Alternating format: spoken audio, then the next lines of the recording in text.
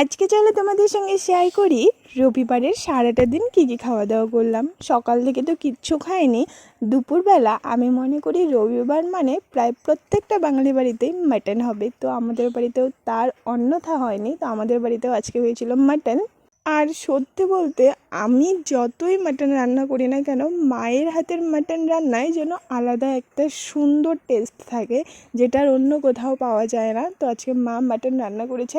সকাল থেকে যেহেতু কিচ্ছু খাইনি, তো অসম্ভব খিদে পেয়ে গিয়েছিল, তাই তাড়াতাড়ি মাটন দিয়ে খাওয়া দাওয়া করে নিলাম। তারপর বিকেল টাইমে আজকে এসেছিলো কুলফি মালাই। এই কুলফি মালাইগুলো তো এখন সাধারণত দেখাই যায় না। দেখার পরে মা আর আমি দুটো নিয়ে নিলাম, একটা মার জন্য একটা আমার জন্য। এগুলো তো খেতে আমার ভীষণই টেস্টি লাগে।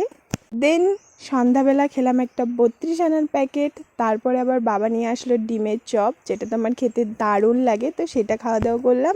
দেন রাতে খেলাম মোমো। আজকে অনেক দিন পর মোমো খেলাম, তো মোমো খাওয়ার পর আজকে সারাদিনের খাওয়া দাওয়ার ডান। তো এই ছিল রবিবারের সারাদিনের খাওয়া দাওয়া।